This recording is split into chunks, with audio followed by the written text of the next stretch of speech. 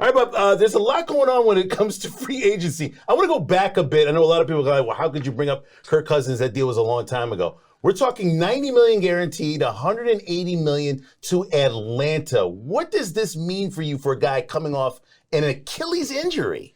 It's a genius move.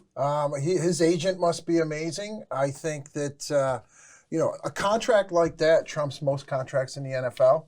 And I think he's proven himself. He's a grinder. He's a fighter. But I don't know if he's worth $100 million. Oh, I can tell you he's not worth $100 million. But he got it. Well, he got it because it might be the weakest free agent quarterback class in the history of the NFL. Listen to your 1, 2, 3s, and this is legitimate consensus. Kirk Cousins, Russell Wilson, who the Broncos gave $86 million to not have, Sam Darnold. Those are your top 3 free agent quarterbacks right now. I mean, it doesn't help the fact that you have what might be 4 starting caliber quarterbacks taken in the first round of this draft coming up, but I cannot in my life remember fewer quality quarterbacks. It's limited. How is it that? I mean, look, Kirk Cousins, you're right. His agent is brilliant. Yeah. He has won the financial game in the NFL, and it's impressive.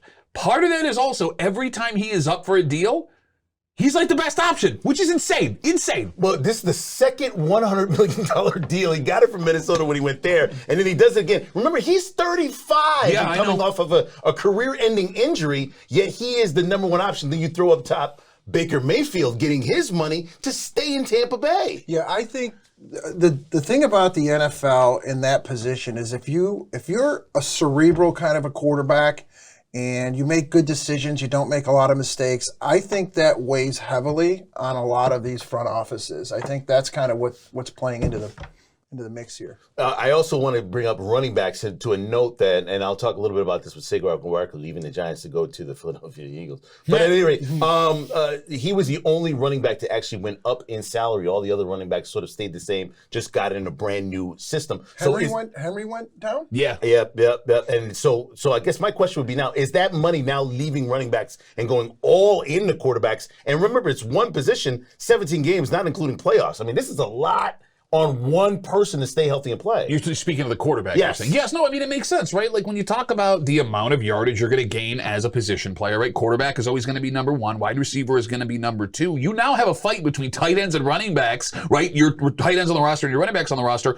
Who's going to be getting more yardage per game? I mean, look, it sucks for running backs, man, because it's a brutal position to play. You bang yourself up bad. You have to be wildly talented to do it. But when it comes to a value on a roster, it's just not there anymore. Well, the problem is, too, I mean, think about your fantasy team every year. You pick an ace running back, and it's a running back by committee on every NFL team. There's a lot of touches based on, schemes and down and distance. There's a lot of running backs that don't get a lot of touches. The interesting thing is the Henry deal, you brought it up. I thought it was an interesting deal in the sense that he doesn't have a lot of tread left on his tires, but for Baltimore, we were talking about this off air, these teams basically are going 2 years in, I'm putting everything I can into it. We have to come out with a chip on this one. Yeah, I think Pat had a good point that, Baltimore is the closest to not getting there.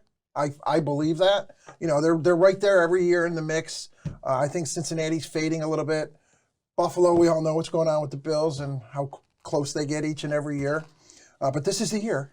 But I think that Baltimore getting that powerhouse running back, that downhill runner, not the north and south runner, not the east and west runner. I think that's going to be a critical piece of their puzzle, but the guy's getting paid a ton of money. If you talk about Henry in the playoffs, that brutal running with Lamar Jackson and his shiftiness, that's scary. Yeah, but here's the problem. I mean, he was on a Titans roster that couldn't win in the playoffs, right? If the theory is he's going to be your playoff back, well, why wasn't there success when he was playing with Tennessee? I don't understand this move at all. I think it would have been better to pay the guy that you let walk instead of bringing Henry in. You brought up the tread on the tires. He started breaking down last season. Look, I love watching Derrick Henry play. So, unless the Bills are involved, I would like to see the guy succeed. But I don't see it. I don't get it. I do. It takes a lot of pressure off Lamar Jackson. You run that front ball in Baltimore. That's a place I do not want to play, and I don't want to tackle Henry in Baltimore. If he's there to be tackled. Well, we'll see. Oh, my goodness. Here we go.